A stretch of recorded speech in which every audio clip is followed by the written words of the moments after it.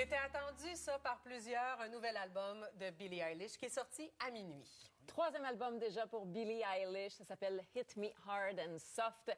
Et c'est un album où Billie Eilish est plus hard que d'habitude, je vous dirais, puis un peu moins soft, parce que les chansons qu'on retrouve là-dessus sont en général là, beaucoup plus vivantes, dansantes que le son auquel elle nous avait habitués, où elle était dans des ballades, où c'était un son souvent très éthéré, très lancinant.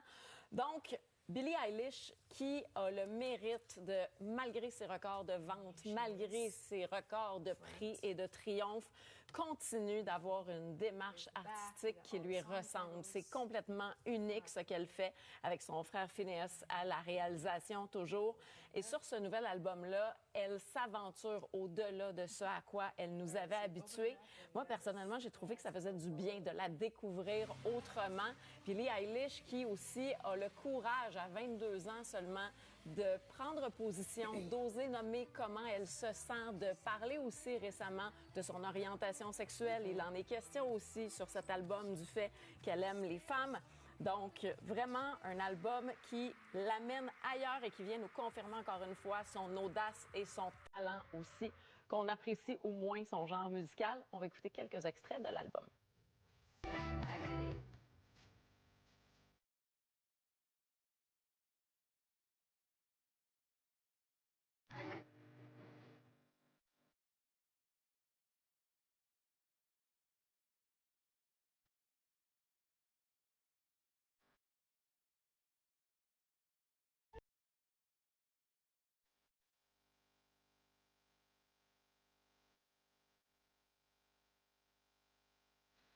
On fait dans les œuvres attendues ce matin parce que Francis Ford Coppola arrive avec son nouveau film. Il est de retour à Cannes. Oui, c'était un retour aussi qui était très attendu. On spéculait beaucoup là-dessus, étant donné que Francis Ford Coppola vient briguer une troisième Palme d'Or. C'est très rare, un cinéaste qui en a déjà deux à son actif. Et là, il est en compétition officielle pour possiblement en avoir une troisième avec son film, qui est un projet colossal, Megalopolis. Film qui est vu par certains comme possiblement un film testament, étant donné qu'il a 85 ans. Ce film-là, Megalopolis, ça fait plus de 40 ans qu'il l'entête, qu'il veut le faire. Il avait retardé le projet à cause des événements du 11 septembre 2001 à New York, étant donné que le film raconte l'histoire d'un New York qui est en pleine destruction. Alors, on sait que Francis Ford Coppola s'est attendu aussi par son œuvre, là, qui est magistrale. On pense à Apocalypse Now, on pense au Parrain aussi, bien sûr. Et c'est quelqu'un qui a toujours pris beaucoup de risques dans sa carrière. D'ailleurs, cette fois, c'est l'équivalent de 163 millions de dollars canadiens qu'il a injecté de sa propre fortune personnelle pour faire Megalopolis. C'est impressionnant. C'est très impressionnant. Absolument, absolument. Donc, Francis Ford Coppola qui pose la question comment un empire meurt. C'est une critique de la société capitaliste aussi qui tombe en plein moment où Donald Trump va se représenter à la présidence des États-Unis, là. Donc, les critiques, je vous dirais, sont très partagées. Là, il y en a qui disent que c'est une catastrophe, que c'est un gros bateau qui coule. Il y en a d'autres qui saluent à quel point c'est une œuvre qui est spectaculaire, qui se démarque de tout ce qu'on a vu auparavant. Donc, c'est le Festival de Cannes qui pourra avoir un impact décisif sur comment ça va sortir en salle pour les téléspectateurs. S'il y a une récompense ou pas, ça change tout. Oui. Améliorons ensemble le transport aérien. Oui, je vous ai présenté des courtes vidéos en début de semaine sur ce que Gravity Industry avait fait ce week-end à Tampa. Gravity Industry, eux, ce qu'ils fabriquent, c'est littéralement des sacs à dos à réaction qui permettent de voler comme ça à bonne vitesse. Et là, ils nous ont proposé une vidéo d'à peu près 3 minutes où on voit justement l'espèce de démonstrations qui ont été faites durant un événement où justement on pouvait montrer des avenues militaires à ces espèces de réacteurs. Vous voyez, comme 4 réacteurs, 2 par bras, un gros sac à dos. Mais après ça, on a maintenant la possibilité d'atterrir sur une surface très étroite, et après ça, de sortir l'arme, par exemple, dans le cas d'un conflit militaire. Et on a fait d'autres manœuvres où on faisait simplement toucher et repartir. On est rendu extrêmement agile, extrêmement précis et extrêmement rapide. Il y a des courses de ce genre de petits véhicules moteurs. C'est maintenant possible de le commander. Ça prend une formation. Mais pour moi, c'est comme un, c'est comme un Spider, une formation de 8 heures que vous devez faire, pour être certain.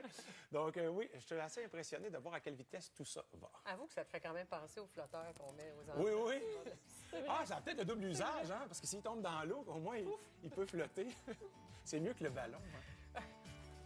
C'est mieux d'apprendre à nager, tout simplement. Voilà.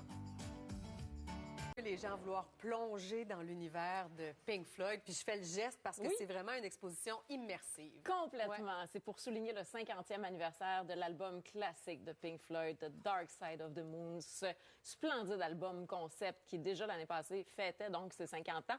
Exposition immersive qui s'est promenée à plein d'endroits dans le monde. L'été dernier, c'était présenté à Montréal et aussi à Sorel. Et pour l'été qui s'en vient, ce sera à Québec que cette exposition va s'installer. Et ce sera présenté à l'intérieur d'un dôme qui sera installé tout près du Grand Théâtre de Québec. Si ça vous tente d'aller faire un tour, moi, c'est sûr que je vais y aller. Ce sera présenté du 13 juin au 15 septembre où on peut, oui, se replonger dans ce grand classique en étant complètement entouré, là, vous le voyez, de projections visuelles qui sont adaptées à l'univers fantastique de Dark Side of the Moon. Spectacle multisensoriel qui dure 3/4 d'heure. Ça s'annonce très prometteur. On va écouter un des classiques de cet album, The Great Gig in the Sky.